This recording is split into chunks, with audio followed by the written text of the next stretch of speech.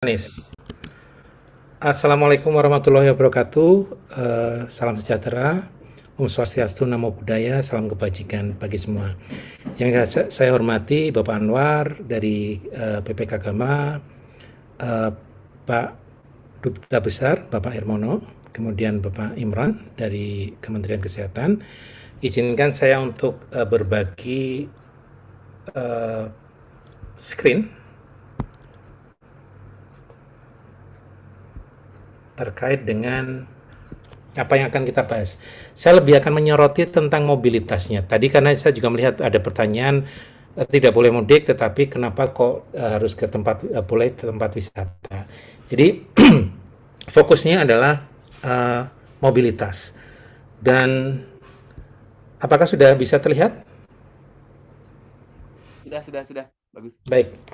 Mohon maaf kalau ada gangguan pukul-pukul di belakang karena ada tukang yang di dekat rumah jadi kedengaran masuk. Jadi kalau kita bicara tentang COVID, ini hal yang paling dasar yang perlu kita selalu ingat bahwa virus itu tidak bisa jalan-jalan. Virus itu makhluk setengah hidup, setengah mati. Dia tidak punya kaki. Dia bisa keliling dunia itu karena orang yang membawanya.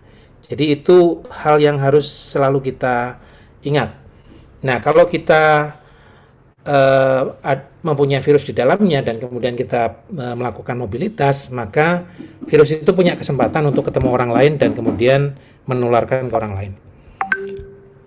Jadi itu kenapa ketika saat ini kita sedang dalam situasi gelombang kedua COVID secara global, itu kita harus ingat bahwa gelombang kedua ini disebabkan oleh beberapa hal. Yang pertama, salah satu yang penting itu karena adanya euforia ketika vaksin sudah tersedia dan sebagian dari warga dunia itu sudah mendapatkan vaksin. Bahkan kemarin beberapa waktu yang lalu Menteri Kesehatan India sempat menyatakan bahwa India sudah mencapai herd immunity, meskipun kalau kita lihat cakupan vaksinasinya baru sekitar 114 juta atau sekitar 10% dari populasi India yang sekitar 1,4 miliar. Kemudian yang lain, habis lockdown biasanya orang akan melakukan euforia juga, ada relaksasi mobilitas, ada relaksasi protokol kesehatan. Dan ini akan menyebabkan mobilitasnya meningkat, awareness terhadap protokol kesehatan menjadi berkurang. Di India sendiri yang menjadi epicentrum paling utama saat ini setelah Amerika dan Brasil beberapa waktu yang lalu, itu ada beberapa event yang menyebabkan kampanye politik, kemudian perayaan keagamaan, ada dua perayaan keagamaan besar, Holi sama Kumbh Mela, dan itu menyebabkan kongregasi massa yang sangat luar biasa besar. Kumbh Mela itu diperkirakan sampai 3-4 juta di satu tempat. Dan mungkin yang menjadi salah satu momok yang paling banyak ditakutkan saat ini ada mutasi virus yang cukup rawan. Ada 3 mutasi virus yang dianggap penting, nanti akan muncul di slide berikutnya. Tetapi ini menyebabkan penularannya menjadi sangat meningkat pesat. Nah, apakah itu akan berpengaruh di Indonesia apabila kita akan mengalami mobilitas seasonal kali ini, karena setiap lebaran, event lebaran kita akan mengalami peningkatan mobilitas yang sangat bermakna. Ada sekian puluh juta orang melakukan mobilitas. Dan ini kalau kita lihat bahwa yang tadi saya katakan di seluruh dunia itu sekarang kita sedang mengalami gelombang kedua. Di India sendiri saat ini juga menjadi pusat yang besar, tetapi kalau kita bicara tentang mutasi virus, ini 3 mutasi virus yang paling dianggap mengkhawatirkan. Yang pertama B117 dari Inggris, yang menyebabkan peningkatan penularan maupun peningkatan keparahan. Yang kedua itu dari Afrika Selatan dan juga kemudian beralih ke India, dan ini yang dikatakan double mutasi, maupun yang ada di Brasil.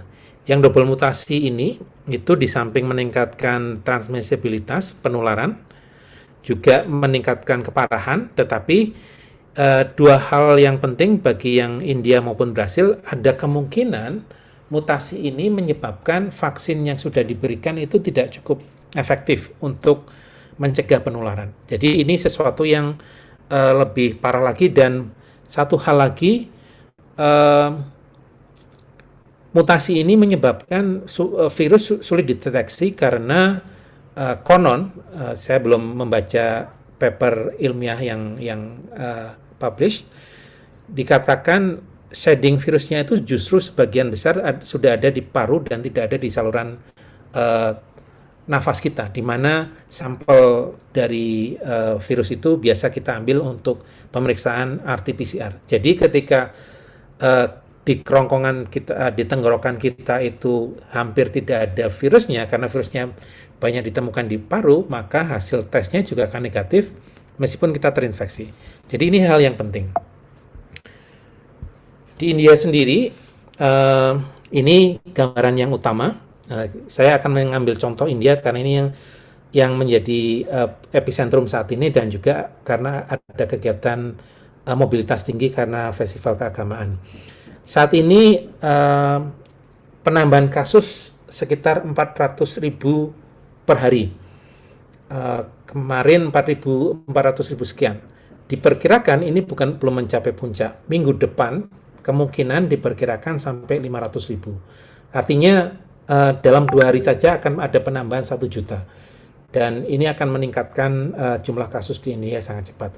Kita tahu di berbagai media ada krisis sistem kesehatan yang luar biasa besar, oksigen tidak ada di mana-mana, keluarga harus kemudian mencari tabung oksigen sendiri, bahkan sampai puluhan ratusan kilometer untuk satu tabung oksigen. Kemudian fasilitas kremasi itu menjadi juga tidak mampu menampung jumlah kematian yang sangat banyak, ribuan kasus per hari, sehingga harus dibakar di pinggir jalan, tidak di fasilitas kremasi yang umum. Nah, ini akibat dari dampak mobilitas. Sebenarnya kalau kita lihat secara nasional, mobilitas di India itu relatif tidak banyak berbeda. Ini adalah gambar dari mobilitas yang saya ambil dari Google Mobility sejak awal tahun sampai April ini. Yang ini adalah perubahan tingkat mobilitas. 0 itu berarti mobilitas pada awal pandemi. Kemudian ada penaikan dan penurunan. Yang 2 di atas ini adalah yang satu, yang paling atas itu residensial, jadi orang tinggal di rumah. Jadi kita bisa lihat bahwa sebenarnya di India itu sebagian besar orang itu ada perubahan dibandingkan awal pandemi, di mana perubahannya lebih dari 20%. Yang mungkin ada mobilitas lebih tinggi itu adalah terkait dengan grocery dan farmasi, dan itu sesuatu yang wajar sebenarnya. Orang masih butuh belanja dan membeli obat. Tetapi secara umum orang sudah turun untuk pergi ke retail dan ke rekreasi, kemudian pergi ke taman, pergi ke kantor, dan juga menggunakan public transport, karena di sini ada satu kriteria transit station. Jadi hampir semuanya mobilitasnya itu turun. Jadi kenapa kemudian ada peningkatan kasus yang luar biasa besar dari yang sebelumnya hanya sekitar 11.000 pada 5 Februari, kemudian meningkat begitu cepat sampai 400.000 pada hari ini. Ini disebabkan tadi saya sudah menyebutkan ada beberapa kampanye politik, kemudian Menteri Kesehatan mengatakan sudah mencapai herd immunity dan masyarakat lebih rileks, beberapa, tetapi event besar, ada perayaan festival keagamaan Holi yang itu sebar-sebar bedak berwarna. Kemudian yang salah satu yang sangat besar kongregasinya adalah di Kumela yang terpusat di Uttarakhand.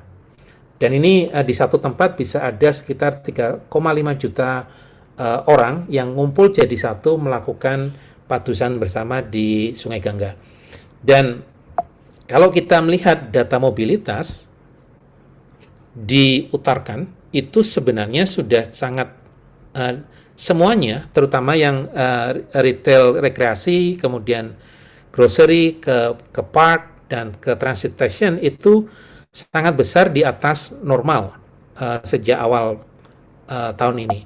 Dan kalau kita lihat di kota, terutama yang kota terkait dengan adanya festival Kumbh tadi di Haridwar, kita juga bisa lihat bahwa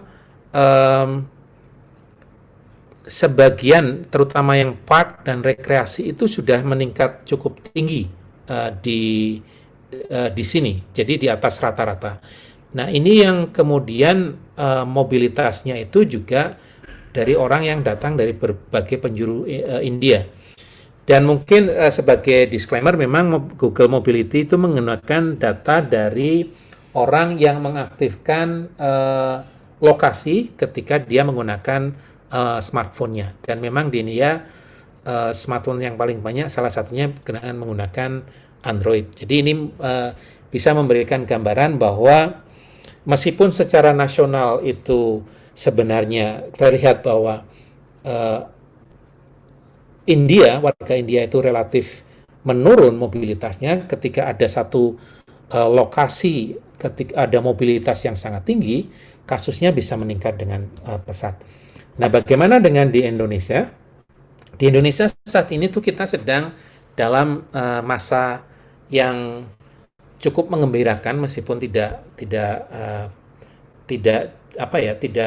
hal yang sangat positif, karena kita baru saja melewati gelombang pertama pandemi. Dulu pada sampai bulan Oktober, November tahun lalu itu saya selalu ditanya kapan, apakah Indonesia sudah mencapai puncak. Saya selalu mengatakan belum, tetapi begitu sudah melewati puncak tidak ada wartawan yang menanyakan saya lagi. Nah, problemnya kita juga bisa melihat bahwa mulai ada peningkatan kasus lagi, dan ini tentu saja akan semakin kemungkinan meningkat ketika itu muncul mobilitas yang semakin meningkat, mobilitas seasonal terutama Lebaran. Dan ini kalau kita bisa lihat data tahun lalu ya, sebenarnya kasusnya itu relatif rendah per hari, sampai kemudian ada Idul Fitri, datinya hanya 500 dari awal Maret sampai akhir Mei, itu perharinya itu maksimal 500. Begitu ada Idul Fitri dan kemudian ada izin operasi kembali seluruh moda transportasi publik, ada peningkatan mobilitas dan akhirnya kasusnya meningkat. Dan itu kemudian semakin cepat, ini peningkatannya semakin drastis, dan semakin cepat ketika ada dua episode long weekend, yaitu Idul Adha dan 17 Agustus. Kita bisa melihat secara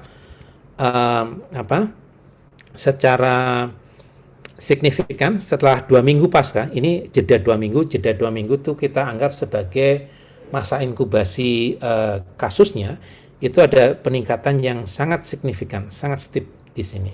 Dan ini dianggap sebagai hasil dari adanya mobilitas. Nah, bagaimana mobilitas itu bisa menyebabkan penularan? Mobilitas tadi saya mengatakan orang bergerak itu menyebabkan berinteraksi dengan orang lain, dan karena interaksi kemudian dia juga menularkan virusnya. Kami juga pernah melakukan simulasi, secara umum, mungkin akan saya skip yang ini, tetapi kalau kemudian pertanyaannya, kalau mudik itu dilarang, seharusnya juga mobilitas di dalam sebuah wilayah itu juga tidak diperkenakan secara masif. Sementara saat ini pemerintah justru merekomendasikan agar masyarakat itu berwisata di wilayah lokal. Ini ingin saya tunjukkan data dari DKI ketika ada PSBB, itu kemudian tidak langsung turun tetapi masih harus mendatar dan baru akhirnya turun. Tetapi begitu PSBB-nya itu kemudian dikurangi, maka ada peningkatan penularan secara luar biasa. Dan kita bisa lihat sekarang, bahkan sebelum ada mudik Lebaran, kita lihat di Jakarta misalnya, di pusat-pusat perbelanjaan, di stasiun kereta, di Blok M, di Pasar Tanah Abang, ada kerumunan yang luar biasa tinggi yang tentu saja akan bisa memfasilitasi terjadinya penularan. Jadi saya ingin akan skip, ini catatan saya, ketika kita akan melakukan aktivitas mudik, tentu saja itu akan meningkatkan potensi penularan antar wilayah. Tetapi saat ini ketika seluruh wilayah di Indonesia, kota besar terutama, itu sudah punya wilayah penularan yang sudah self-sustain, yang sudah banyak yang wilayah yang orange dan merah, maka larangan mudik saja itu tidak akan mengurangi penularan. Karena ketika Lebaran tidak ada restriksi mobilitas, ada peningkatan mobilitas di dalam populasi, maka penularan itu juga akan meningkat di wilayah tersebut. Dan oleh karena itu maka sebenarnya anjuran yang diperlukan oleh pemerintah itu tidak hanya kemudian larangan mudik, tetapi juga restriksi kerumunan dan mobilitas di wilayah yang ada dalam satu lokalitas. Dan sebagai slide terakhir, jadi di samping larangan mudik, pemerintah juga perlu melakukan pembatasan untuk mobilitas di dalam lokal. Jangan sampai ada kerumunan di tempat wisata, jangan sampai ada kerumunan yang sangat besar ketika perayaan Lebaran, dan juga yang penting saya rasa komunikasi resiko dan penerapan peraturan terkait protokol kesehatan perlu ditingkatkan selama perayaan Lebaran. Jangan sampai ada kerumunan yang sangat besar dan kemudian densitasnya dan protokol kesehatan tidak bisa dijaga. Terima kasih Mas Anies, itu dari saya kembalikan ke Mas Anies.